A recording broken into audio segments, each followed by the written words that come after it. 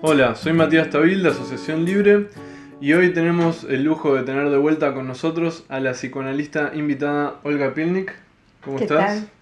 Que va a trabajar con nosotros la segunda parte, con las dos manos, con una mano, la segunda parte del historial del hombre de los lobos, pero esta vez, digamos, en conjunto con toda la investigación que vos venís haciendo del caso, que ya Exacto. va mucho más allá de lo que describe Freud del historial, sino más de una biografía que leíste de vos, entrevistas del hombre de los lobos. ¿Cómo es? Sí, bueno, la autobiografía y La también autobiografía. un reportaje que le hacen a él en la ancianidad, alrededor de 87 años tenía cuando le hacen el reportaje y él pide que lo publiquen en forma póstuma Póstuma significa después de que él muera. después de que él muera. Y además un poco fui por las marcas de lectura de él, que habíamos hablado en el video anterior de Mikhail Lermontov, que era un poeta romántico ruso.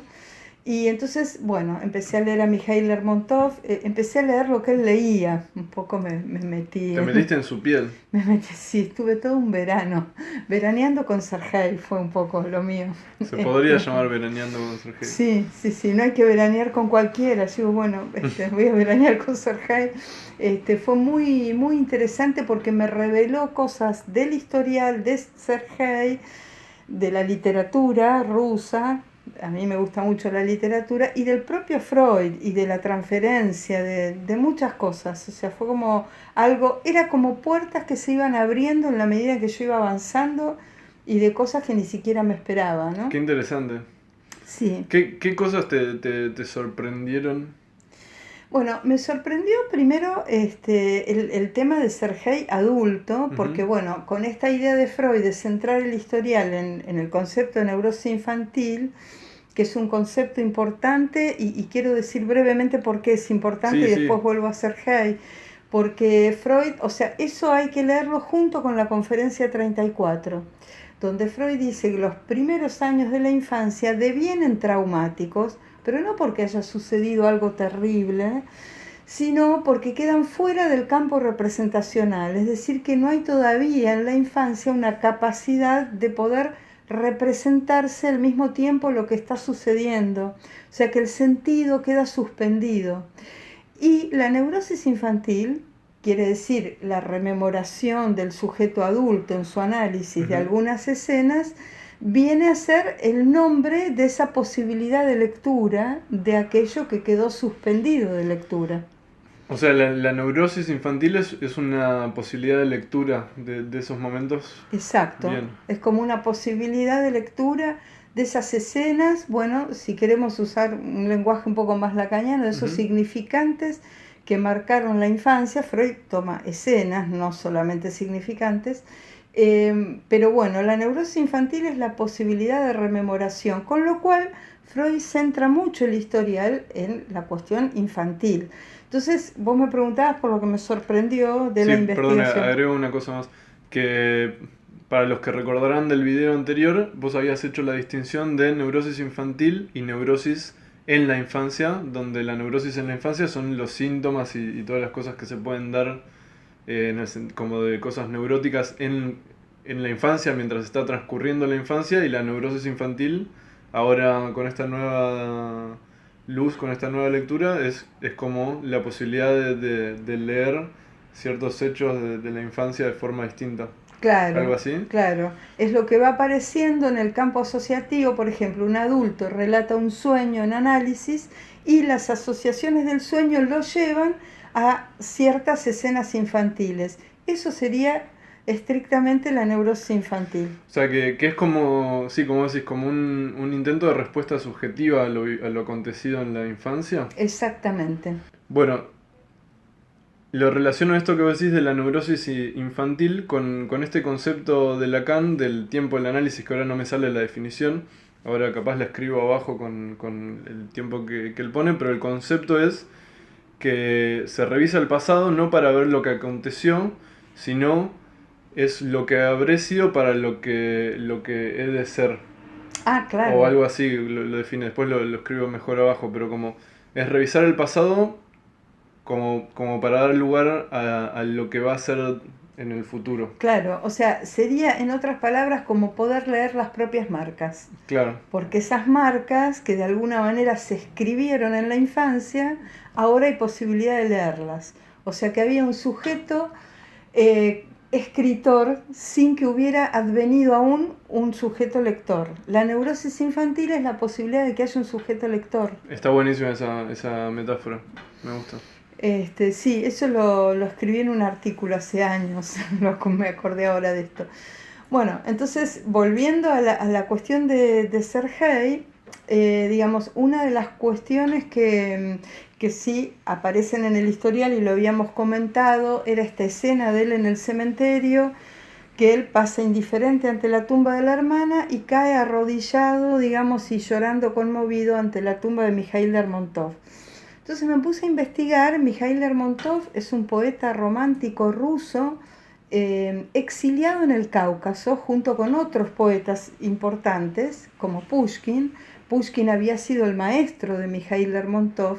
Y acá viene una cosa muy interesante, además de que sus poemas son maravillosos, que el romanticismo ruso es un contexto cultural que no le era ajeno a Freud, que su contexto cultural era el del romanticismo alemán, o sea que está la marca del romanticismo en ambos como sujetos lectores, claro. Sergei y Freud, ¿no? Y acá viene la cuestión. Mikhail Lermontov, como tantos en esa época, muere en un duelo. Pushkin también había muerto en un duelo. En un duelo significa esto como con pistolas. Exacto. Que decían 1, 2, 3 y tiraban. Sí, tal cual. Ambos mueren en duelo. Wow. Entonces, una de las cuestiones es que qué loco, ¿eh? Mikhail Lermontov, en un largo poema, que es un poema casi político, y es por eso que lo terminan exiliando en el Cáucaso, él de alguna manera se queja o culpabiliza a la nobleza de la época de estas prácticas en las que se incluía el duelo, culpabiliza de la muerte de Pushkin, que había sido su maestro. ¿Él se queja de eso y después muere de la misma forma? Sí. Mirá vos. Sí, algo de su destino. Pero, ¿cuál es la vinculación de esto con Sergei? Recordemos que la hermana de él se había suicidado siendo adolescente y que de alguna manera Sergei inconscientemente culpaba a los padres que pertenecían a la nobleza. Entonces, okay. Ahí hay una conexión muy fuerte entre la culpabilización de Mikhail Lermontov a la nobleza rusa del momento por habilitar estas prácticas y la acusación de Sergei a los padres respecto de la muerte de la hermana. Qué interesante. Sí. ¿Y cómo lo lees esta cuestión del duelo? ¿Para vos qué representaba el duelo en esta... ¿Qué sería? Como, no fantasía, pero como en esta lectura que hace Sergei, como que lo une con algo de su propia historia? Porque el duelo, ¿viste? Si te pones como a verlo de alguna forma, o lo que a mí se me ocurre, tiene que ver, es como una competencia, ¿no? Exacto. Como súper fálica en algún punto, digamos. Es la dimensión especular en la que él estaba con la hermana. Exacto. Que es lo que habíamos comentado en el video anterior, como la hermana encarnaba los ideales del padre, decían de ella que era superior intelectualmente, y Sergei quedaba en una posición bastante relegada, bastante pasiva, y contra eso lucha casi toda su vida, ¿no? Claro, y es como una competencia especular, como decís, de masculinidad en algún punto. Porque exacto. ¿no? El duelo era una práctica dentro de la masculinidad, sí. Exactamente. Y la hermana, que estaba en una posición como súper viril, y él medio que... en una posición más femenina. Más femenina. Que es lo que trabajamos la vez pasada. Ahora, bueno, para ir un poco más por la línea de la historia, digamos, Sergei nace en 1887 en una finca rural cercana a Odessa. Recién se mudan a Odessa cuando él tiene 5 años, o sea que pasa sus primeros 5 años, donde transcurren todas estas escenas ligadas a la neurosis infantil en el campo. En el campo. Son escenas rurales, digamos, y después se trasladan a Odessa. Él, digamos que tiene un desarrollo aproximadamente normal, aunque no es una palabra que tenga buena prensa en el psicoanálisis, ¿no?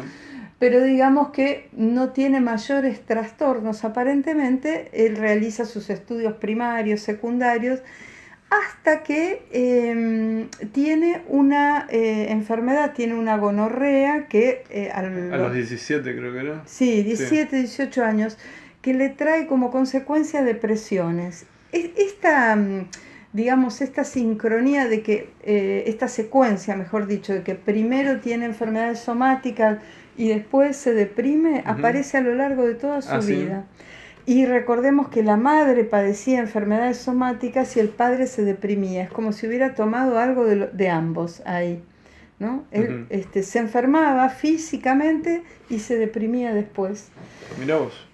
Bueno, se recupera, sin embargo, de esta depresión debido a la gonorrea, pero se suicida la hermana en ese tiempo, lo cual de alguna manera empeora su estado. Y vuelve a deprimirse y ahí, a partir de ahí empieza todo su circuito por los hospitales alemanes y por la psiquiatría de la época, es donde tiene las entrevistas con Kraepelin. Bueno, en este circuito por los hospitales alemanes es donde conoce a Teresa, que va a ser su mujer y su gran amor, ¿no? Tiene una relación muy tormentosa con Teresa, porque es como un amor muy pasional, no es simplemente así un matrimonio burgués tranquilo. Hay una serie de vicisitudes de que se encuentran, se separan, se encuentran hasta que finalmente se casan. O sea, no tiene una cuestión lineal su relación con Teresa. Él era además muy mujeriego, es decir, que durante su matrimonio con Teresa también está con otras mujeres. Contabas entonces esta situación con la entrevistadora que había tenido cuando le hicieron la entrevista. ¿Qué edad era? ¿87 dijiste? 87 él, y Sí. la persona que lo entrevista tendría alrededor de 40, y él le dice, bueno, encontrémonos en un bar, en un lugar público, porque voy a tener problemas con mi amante que tiene las llaves de mi casa y en cualquier momento, si no sorprende, puedo llegar a tener un problema. Es decir, que él se relacionó con mujeres toda la vida. Digo esto un poco para responder respecto de cuál había sido su elección de objeto, que fue una elección heterosexual, marcadamente heterosexual, pero las mujeres tenían que tener cierta condición, ¿no? De cierta inferioridad intelectual. Bueno, con Teresa vive un romance muy impresionante donde ella además escribe poesías igual que la hermana. Mirá O vos. sea que ahí hay otro rasgo interesante. ¿Teresa también tiene esa condición como más rebajada intelectualmente o...? Sí, porque Teresa era una enfermera. Recordemos que él provenía de una familia de aristócratas. Teresa era una enfermera que trabajaba en uno de los sanatorios alemanes que él había recorrido. Él proviene de una familia de mucho dinero, son aristócratas rusos, y termina viviendo en Viena como un emigrado pobre. Esto también es una marca muy fuerte en la vida de él, que había quedado pendiente del video anterior que apareció la palabra exilio, ¿no? Sí, me acuerdo que vos la habías marcado. Bueno, esto también es algo bastante fuerte porque debido a la guerra, digamos, él empieza su circuito por los hospitales alemanes, nada de esto le da resultado, vuelve a Odessa y un médico joven de Odessa le recomienda que vea a Freud en Viena, porque estaba en transferencia con la lectura de la obra de Freud. Estaba leyendo entonces los textos de Freud. Estaba leyendo y apasionado con esos textos. ¿En qué época fue eso, más o menos? Y eso fue unos años antes de que él lo viera Freud. Él lo ve a Freud en 1910, así que sería 1908, más o menos. Como para saber qué textos habían salido. La interpretación de los sueños, por lo menos. Sí, seguramente. No sé si el libro del chiste, algún historial. Algo de eso, sí, seguro. Esto es lo que estaba leyendo este médico joven. O sea que fíjate cómo el azar es un elemento importante, porque él se encuentra con este médico que estaba en transferencia, si no, no lo hubiera conocido a Freud. Entonces él viaja a Viena y en su primera entrevista con Freud, él queda sumamente impactado porque venía de un circuito por la psiquiatría y se siente escuchado por primera vez, lo cual le da un enorme alivio. Muy bueno y mucho mérito para Freud también, ¿no? Como practicaba bien, hacía su práctica bien. Sí, Freud aloja ahí toda una historia, digamos, no solo de la infancia, de sus padecimientos como adulto, de lo que le pasaba, y evidentemente se escucha en la psiquiatría, no la había encontrado. Así que él cuenta de este impacto fuerte que fue esa primera entrevista con Freud, donde dijo, bueno, al fin llegué a un lugar, como esto del lugar va a ser muy importante, porque él empieza su análisis con Freud y en medio de eso se desencadena la guerra, con lo cual a él le era peligroso volver a Rusia, el propio Freud le aconseja que no vuelva, con lo cual queda separado de su fortuna y de su condición social, es como un doble exilio, y además queda separado también de su lengua, ¿no? Él tenía que hablar en alemán, si bien era una lengua que a él no le era extraña, porque había aprendido alemán siendo chico, había tenido un preceptor que hablaba en alemán, pero de todas maneras no era su lengua materna, entonces él estaba separado, digamos, de su lengua, de sus raíces, como cualquier exiliado, pero además de su condición social. Eso debe haber sido fuerte para él. Sí, él vive como un emigrado pobre, es muy... después consigue un trabajo en una compañía de seguros en la que trabaja hasta su jubilación, con un sueldo muy magro. Entonces es donde Freud empieza a hacer esta colecta durante varios años, todas las primaveras, para ayudarlo. Eso es tremendo.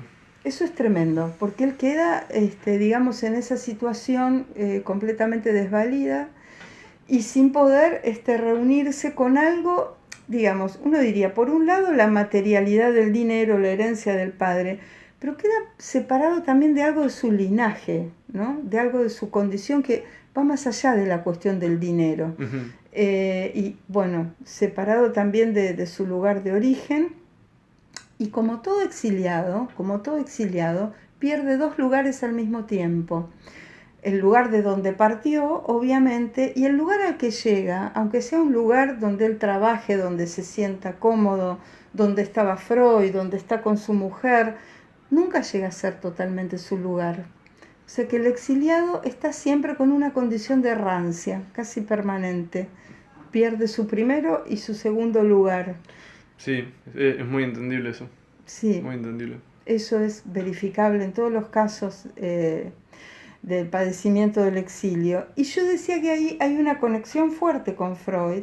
Primero, por el contexto cultural, primera conexión en relación al romanticismo, las lecturas de Freud, de Goethe, de todo el romanticismo alemán, pero además también por el exilio. Freud se exilia en la ancianidad, en Londres. Sí. No me estoy refiriendo a ese exilio que es mucho más tardío, sino un exilio que tiene que ver con algo de su judaidad, ¿no? De lo que pasaba con los judíos en Viena en esa época. Entonces, y con el descubrimiento y la invención del psicoanálisis como el descubrimiento de algo, digamos que era por fuera, por así decir, de la religión de sus padres. O sea, inventa una nueva religión. ¿Vos decís que el psicoanálisis es como un exilio de la forma de pensar del judaísmo que corría en Viena en esa época? Sí, por lo menos de la familia de Freud, que era muy religiosa, y es un ir más allá del padre, claramente en esta invención, en esta apertura, y hay algo de eso, de esa, digamos, es una pérdida de linaje, pero para algo creativo. En el caso de Sergei es una pérdida de linaje mucho más ligada al padecimiento. Claro, sin crear algo propio. Sin crear algo propio. Bueno, en los últimos años de Porque su vida... además es un exilio por causas externas, según lo que vos contás. Exacto, como los exilios que tienen marcadamente razones o políticas o económicas, porque alguien no puede vivir de lo que hace en su país, o bueno, por cosas que no son elegidas. Que no son elegidas. Que no son elegidas. En el caso de Freud hay como un viraje, un cambio de linaje que está más ligado al campo de su deseo.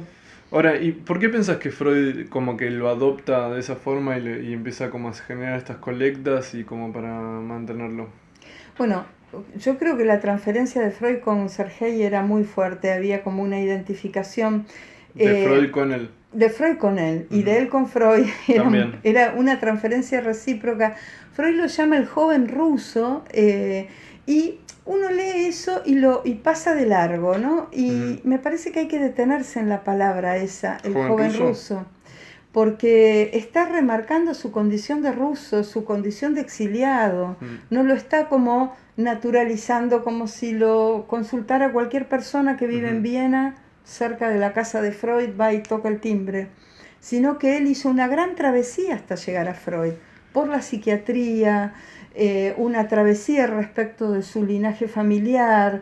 O sea, es enorme el movimiento subjetivo de Sergei para llegar hasta ahí. Freud le da un lugar importante entonces a esta condición de ruso exiliado también. Sí, yo creo que sí. Y sí, lo paterniza en algún punto. Me parece que eso era un punto de Freud en general también. ¿Con todos sus pacientes? No sé si con todos, pero él dice que él era demasiado padre, ¿no? Esta famosa frase de Freud. Él decía que no era buen analista porque era demasiado padre. Eso lo ¿no? Dice. En el caso de Sergei no fue así. Yo creo que fue muy buen analista de Sergei y que esta condición paterna, en este caso a Sergei le sirvió.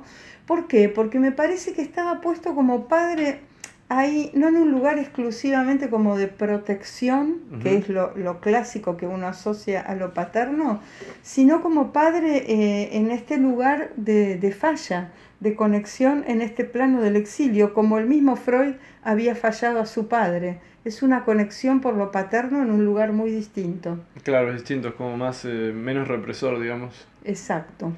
Y de hecho, yo te lo señalaba en el video anterior, Freud no hace juicios de valor sobre Sergei respecto de cómo hubiera sido mejor que él se identifique, de qué manera salir del Edipo. En otros historiales sí, él acá no adopta una posición normativa, es decir, que algo de este linaje paterno lo hace ubicarse de otra manera acá y generar otros efectos transferenciales. Después está lo otro y es cómo Sergei lo leía a Freud. Eso está muy interesante.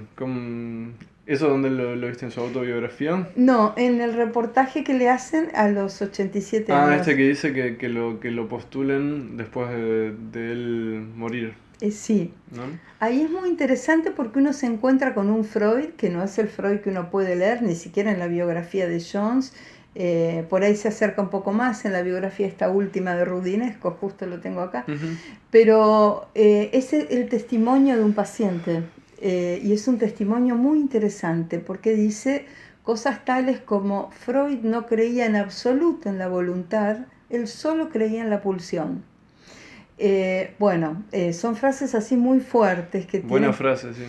Tienen que ver con la lectura y la percepción que tenía de Freud. ¿Y para vos qué significa esta frase que dice que no creía en la voluntad, que solo creía en la pulsión?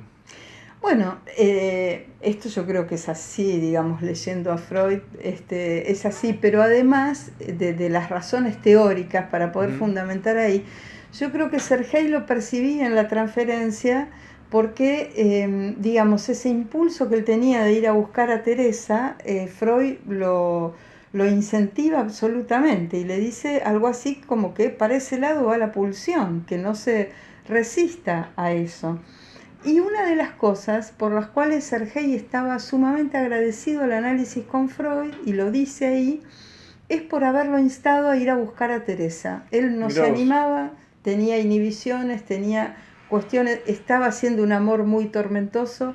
No es fácil vivir un amor tormentoso para nadie, digamos. Y Freud le decía, dale que ahí hay algo fuerte. Flaco, anda a buscarla. Mirá vos la posición de Freud en ese caso. Es genial. Entonces, en ese lugar, o sea, un padre operando en ese lugar, es muy distinto a pensar un padre exclusivamente protector, que hacía las colectas y lo protegía. Esa es una visión muy parcial de lo que fue Freud para él. ¿Y por qué piensas que él pide que esta entrevista se postule de forma póstuma? Bueno, ahí hay todo un tema más bien institucional que tiene que ver con que esta ayuda económica que Freud le brindaba, al fallecer Freud, esto queda a cargo de la Asociación Internacional de Psicoanálisis. Entonces, ellos controlaban mucho lo que Sergei o cualquiera pudiera decir acerca de Freud.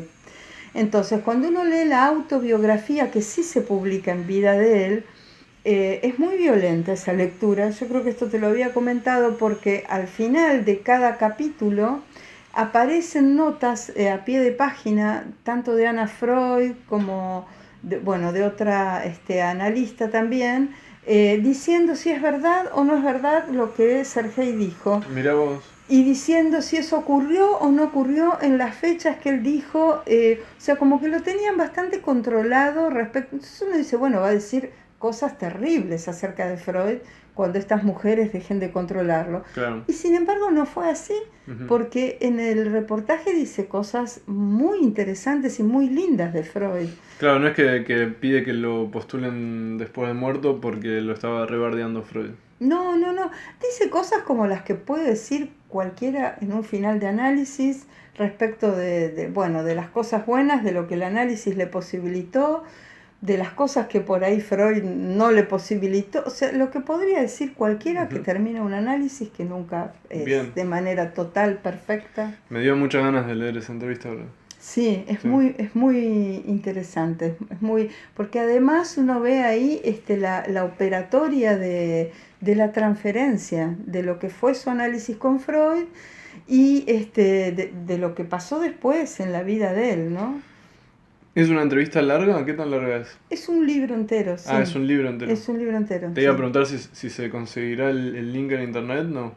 No creo que Eso esté. no lo sé, pero el libro se consigue porque libro sí. yo sé de gente que está estudiando conmigo que lo compró hace relativamente poco, Bien. así que no está agotado en este momento. Buenísimo. ¿Cómo se llama el libro?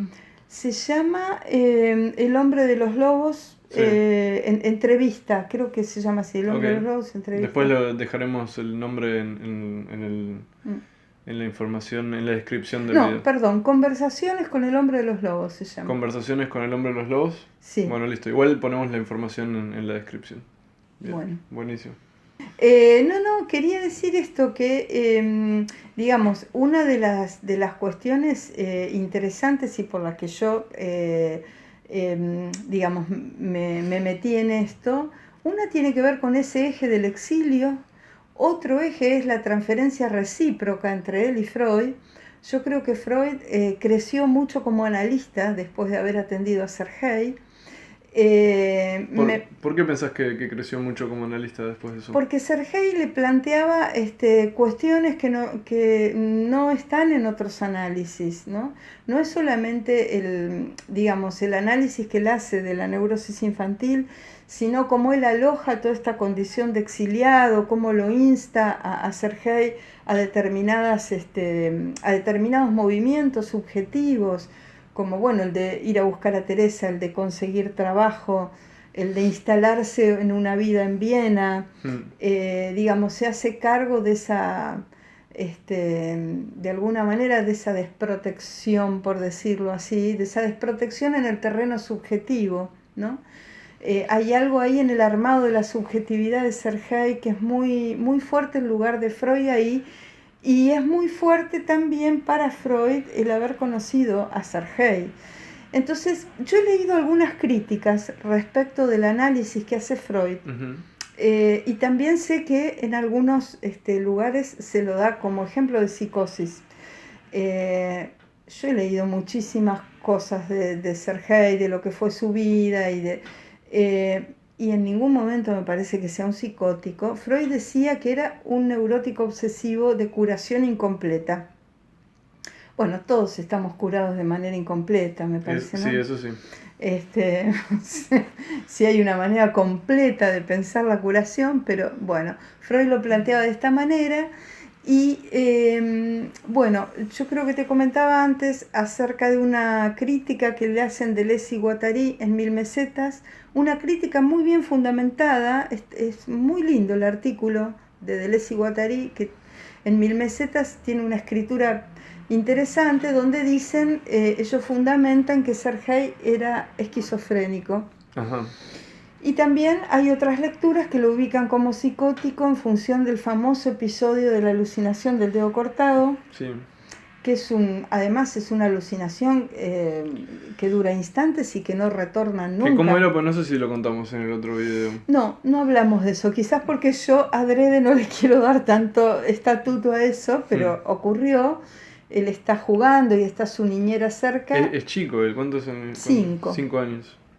Y hay un momento donde él tiene la visión de que ha perdido un dedo Y que le cuelga de un y, hilo de piel, una cosa así, y que eso, le ¿no? cuelga de un hilo de piel.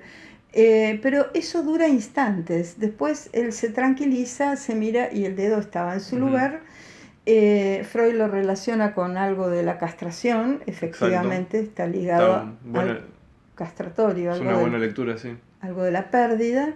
Ahora, nunca más Sergei tiene alucinaciones en Ujú. toda su vida, entendiendo que esto fuera una alucinación, que tampoco me queda demasiado claro si no se trata de algo, de una fantasía infantil también, de una visión que dura instantes. Esto no retorna nunca, digamos, no tiene él alucinaciones, tampoco tiene ninguna clase de delirio. Hay un momento cuando él tiene el último análisis, que lo tiene con una mujer, de 1926 a 1927, que lo comentábamos en el video anterior, donde él tiene como una actitud más bien paranoica, todo lo contrario, digamos, a la esquizofrenia, respecto de un médico que lo atendió por su famoso problema en la nariz. Ah, sí, recuerdo algo de eso. Mm. Entonces, lo que dice el analista que lo atiende respecto de esto es que eran restos hostiles de la transferencia negativa con Freud que nunca había tenido lugar, Ok. que nunca había ingresado, siempre Freud estaba como en un marco de transferencia positiva y que este resto de hostilidad, que en verdad escondía la hostilidad hacia el padre, Me imagino eso, yo iba a decir eso. claro, Sí. se transfiere o se desplaza hacia este médico que lo atiende por ese famoso problema en la nariz.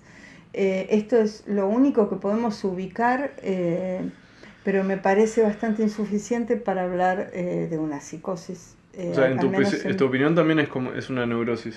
es una neurosis obsesiva, sí. Bien, está bueno, porque yo también recuerdo que en la facultad a veces se hablaba como si fuera una psicosis. Lo dan como ejemplo de psicosis Ujú, en algunas cátedras que yo sepa, sí. ujú. Y después, sí, hay muchas críticas a la lectura de Freud. Dicen que él fuerza el material respecto del sueño de los lobos. La crítica de Deleuze y Guattari se centra en el sueño de los lobos. Yo te comentaba que decían una de las líneas, no tengo Ujú. ahora tan presente 1000 mesetas porque lo leí hace bastante tiempo, pero la aparición de varios lobos, 6 o 7 en el relato y 5 en el dibujo, hablaría como de una proliferación típica de la esquizofrenia y que no hay como algo unitivo y que en verdad lo fálico y la castración están alrededor de algo que es más unitivo. Habría un solo lobo atacándolo, bueno, este es uno de los núcleos del argumento de Deleuze y Guattari. Pero bueno, todo... Por lo menos está bueno que la gente de Asociación Libre sepa que hay más de una lectura y que no necesariamente es una u otra y queda abierta la posibilidad de que ustedes lean el historial por ustedes mismos Así y es. hagan su propia lectura del caso. Eso Yo opino sí. igual que vos, igual, para mí es una neurosis, yo no veo nada que lo lleve muy por el lado de la psicosis. Claro, lo que pasa es que solemos tener de la neurosis una visión demasiado circunscripta o Ujú, acotada y en las neurosis a veces hay fenómenos muy complejos. ujú. No me gusta decirle graves, ¿no? Como se dice a veces neurosis graves. Bueno, no sé si es grave o no, pero digamos que hay fenómenos complejos dentro de las neurosis. Y bueno, y la vida de Sergei había sido una vida compleja, venía Compleja. de una historia bastante complicada. Me quedé pensando, ¿por qué pensás que Freud lo empujaba, o no sé si lo empujaba, lo alentaba a ir a buscar a Teresa? Me parece que porque escuchaba ahí algo a ver, del deseo de Sergei y de alguna manera no animarse a vivir un amor bastante tormentoso como era el de Teresa, pero intenso. ¿Y por qué tenía ese lugar especial Teresa en la vida de Sergei, según lo que vos recordás de lo que leíste? Bueno, en principio, él se enamora fuertemente de Teresa. Yo no vi fotos de Teresa, a lo mejor era muy linda. No Sí, sé. capaz esa era la única razón. Capaz Freud vio la foto y dijo, sí, anda a buscarla ya. Sí, Acá en Viena no hay de esta. no hay chicas tan lindas en Viena. No, creo que él se enamora en las condiciones en las que él está, en un hospital psiquiátrico, Teresa, digamos, se encarga de él. Hay algo del cuidado que Ujú. habíamos hablado en el otro video. Ella es muy amorosa con él en esto de los cuidados, pero a la vez ella se le sustrae, no es alguien que está, digamos, como a disposición. Y No está esto, regalada. claro, esto suele ser muy seductor. Digamos, ella Ujú. está muy atenta a los cuidados de Sergei, aparentemente muy enamorada de él, pero a la vez hay varios momentos donde ella se sustrae. Entonces esto lo enloquece a él, Se hace desear. Ujú. se hace desear. Y me parece que Freud escucha un poco toda esta trama y le dice, bueno, anda, o sea, fíjate, ¿qué pasa? Porque sí, evidentemente, para que Freud lo aliente en esa búsqueda, me imagino que él debía leer en ese amor, en esa relación, algo importante de la posición subjetiva que se le jugaba a Sergei. Absolutamente, Que sí. no sé bien cuál será, pero esa es la hipótesis, ¿no? Bueno, fíjate que se invierte un poco la escena en relación a la hermana, porque ahí, si él la va a buscar, que es lo que ocurrió efectivamente, él toma una posición activa, invirtiendo un poco esta escena de De seducción seducción por la hermana. por la hermana, donde él ahí aparece como alguien que va a buscar a Teresa. Decías de los poemas de Teresa que le escribía. Teresa le escribía largas cartas muy románticas y le escribía poemas, y Sergei era muy sensible a toda esta cuestión. Le gustaba. Le gustaba mucho la literatura, mucho, y los poemas en particular. Y este poeta favorito de él, que era Mikhail Lermontov, realmente es maravilloso poeta, les recomiendo que lo... Hay un libro que se consigue ahora, que se llama El demonio, de Mikhail Lermontov. Tiene un buen título, aunque sea. Tiene un buen título, y además hay como una introducción en ese libro donde se explica por qué estos poetas terminaban exiliados en el Cáucaso. Ahí está el significante del exilio Ujú. nuevamente, ¿no? Mirá, Ese poema, es un poema que se llama El demonio, que es impresionante. Es un demonio que se enamora. Entonces, mirá vos. A ver, eh, ¿y cómo es? tendría que buscar, pero bueno, es un demonio enamorado. Entonces es Interesante, interesante sí. porque uno tiene asociada el amor con una cierta idea del bien. Es Acá parece verdad.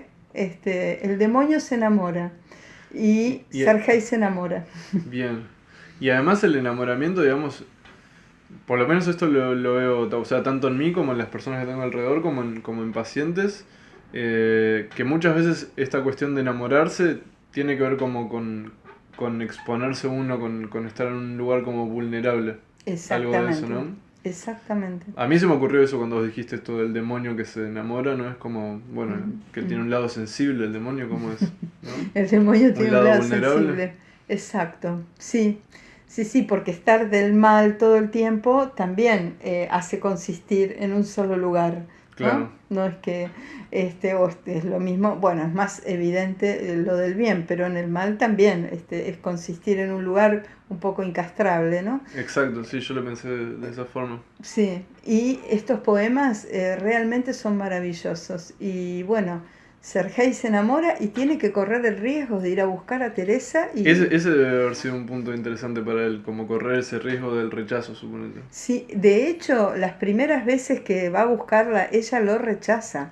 Hasta que consigue que ella acepte, transcurre un tiempo. Importantísimo dato para mí ese. Sí, ella lo rechaza y él, ¿Él estaba acostumbrado a que lo rechacen de esa forma? bueno, empezando por el rechazo del padre, ¿no? Bien, Digamos, sí, sí, en su ok. historia familiar él no fue precisamente el elegido. Ujú. Pero digamos que Freud lo insta a que insista, y bueno, él insiste hasta que finalmente, bueno, Teresa termina siendo su mujer durante muchos años hasta que ella se muere, ¿no? Qué interesante. Sí. Sí, sí, porque uno a través de estas cosas está como bastante más cercano a lo que era la subjetividad de Sergei que leyendo estricta y solamente el historial freudiano, ¿no? No, ojalá uno pudiera hacer este tipo de investigaciones con todos los casos freudianos, por lo menos como para Sí. entender bien todo lo que pasaba ahí, no quedarse solo con la lectura de Freud. Bueno, mira, ahí decís algo que es, a mí me resultó como una causa durante un par de años o 3 años más o menos en Centro 2, que era que trabajábamos los historiales, trabajamos el de la joven homosexual, el de Juanito en su momento, y yo les decía, vamos a buscarlos, A ellos. a ellos. Estaría re bueno que estuvieran vivos, ¿no? Claro, pero era un tema de busquémoslo, armemos de quién se trata, dónde está esta subjetividad. ¿Está solo en el historial de Freud Ujú. y respecto de los conceptos que Freud en ese momento quería elucidar a través del historial? ¿O nosotros podemos ir a buscar, bueno, a Juanito lo fuimos a buscar por todos lados, lo mismo con la joven homosexual? Hay menos material, bueno, está la biografía de la joven, salió el material de Alush, pero respecto de Sergei hay mucho más material. Y entonces, bueno, hicimos esto que a la gente le entusiasmó mucho. Es más, Es divertido, sí, me da ganas. yo recibía WhatsApp a las 3 de la mañana de gente que estaba leyendo a Mijail Lermontov y me decían cosas que habían encontrado y que habían articulado con el historial, o sea que el entusiasmo Buena investigación. había despertado en la gente, sí. Muy bueno, muy divertido. Sí, sí, porque bueno, se transforma esa subjetividad en algo vivo. Bueno, Así que, bueno, queda abierto para nuevas charlas y nuevas profundizaciones. ujú. Muchísimas gracias, Olga, por estar acá, la verdad que un lujo. Muy Bueno, buena gracias a vos, investigación, Matías. espero que les haya gustado. Cualquier cosa escriban abajo lo que les pareció, alguna duda que tengan.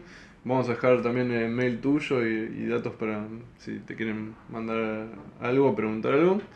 Y la seguiremos la próxima sesión.